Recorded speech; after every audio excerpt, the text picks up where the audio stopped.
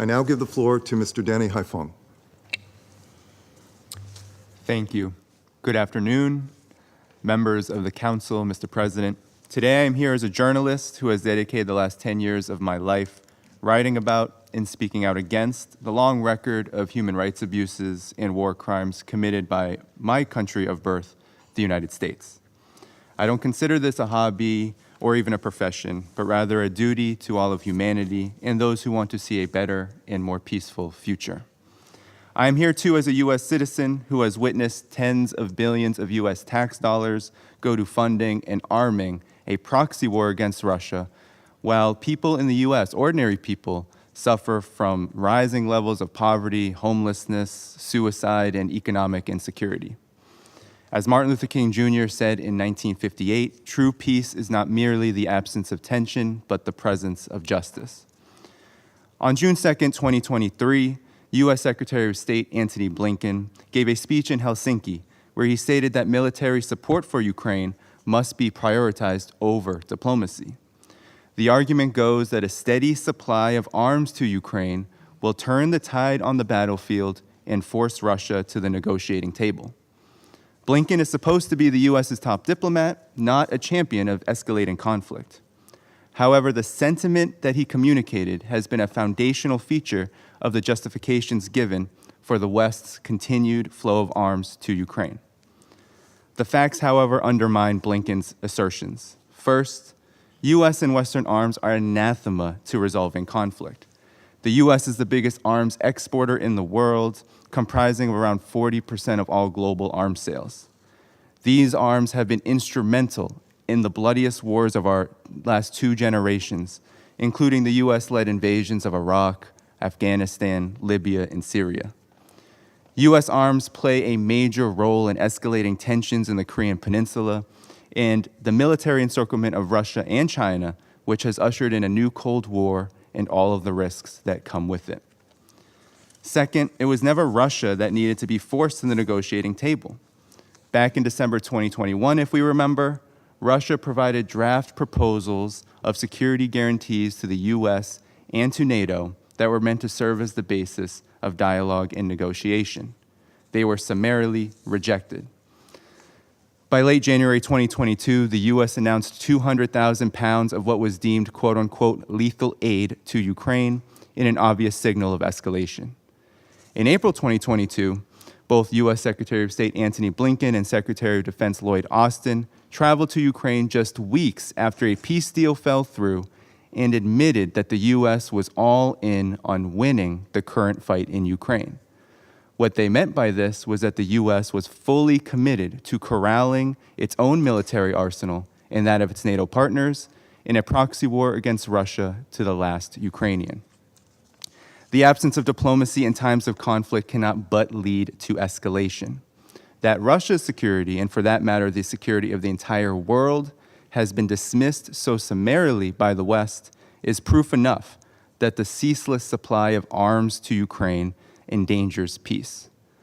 Weapons to Ukraine do not represent some kind of quote-unquote arsenal of democracy, as some in the U.S. foreign policy establishment tout.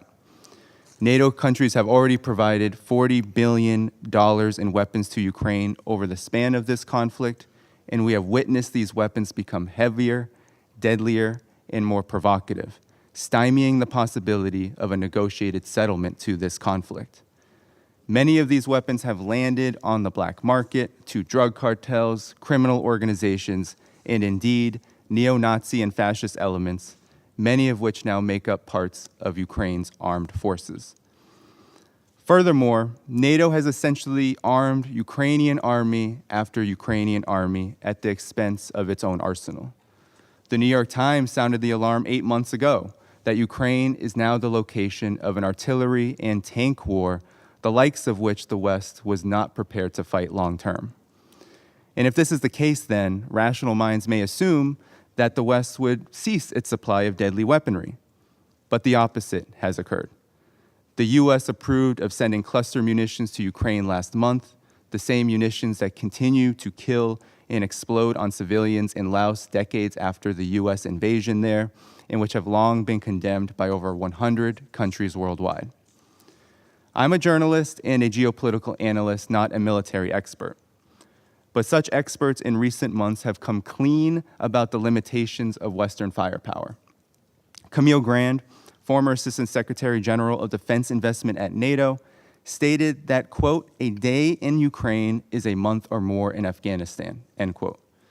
She is referencing the fact that Ukraine burns through nearly half of the artillery produced in the United States in a single day, per month in a single day. Former Supreme Allied Commander of NATO, James Stavridis, acknowledged last May that analysts were correct to assume that Ukraine is burning through a year's worth of U.S. production monthly. NATO Secretary General Jens Stoltenberg and U.S. President Joe Biden have both acknowledged these weapons shortages, with Biden admitting during his announcement of cluster munitions for Ukraine that, quote, "this is a war relating to munitions, and they're running out of ammunition, and we're low on it," end quote. And I'm not even touching on issues of personnel, training, and other logistical items here. All of these problems have come to a head as the last several months saw Ukraine's spring counteroffensive gain much discussion. For months, political and military officials in the West regularly broadcasted to media outlets of an oncoming, victorious offensive that would take large amounts of territory from Russia. Yet at the same time, Ukraine, and in particular its head of state, Volodymyr Zelensky, repeatedly demanded that the West increase its supply of heavy weaponry, including air power. Zelensky has blamed over and over the West for its lackluster supply of arms in conjunction with the months-long delay of this counteroffensive against Russia.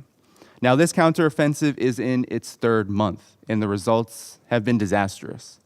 Around 30% of NATO's weapon supplies to Ukraine have been destroyed.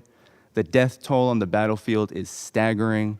An estimated 43,000 Ukrainian forces have been killed, and reports are surfacing that local morgues in Ukraine are seeing nearly double the bodies since the counteroffensive began. And for what? The optimism of Western officials and diplomats has waned, with many now acknowledging that Ukraine has not even penetrated Russia's first defensive line. So I think the better question then is cui bono? Who benefits and what benefits from Western arms being poured into Ukraine? Certainly not Ukraine if the results of the counteroffensive and the conflict as a whole are the measure.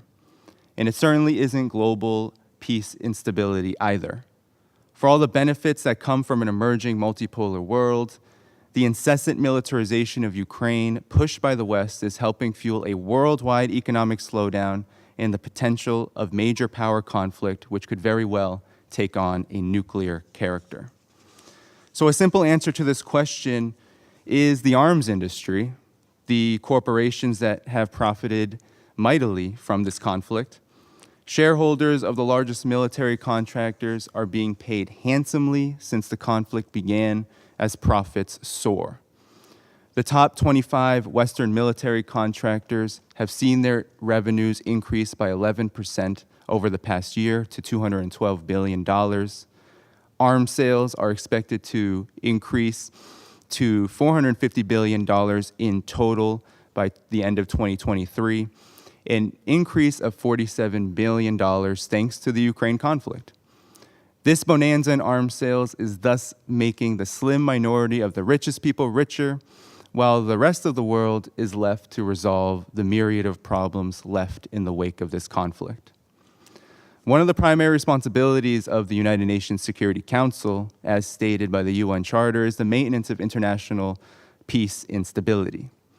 Ongoing Western arms sales to Ukraine are not only a violation of the UN Charter, but they also reveal the geopolitical realities that undergird this conflict.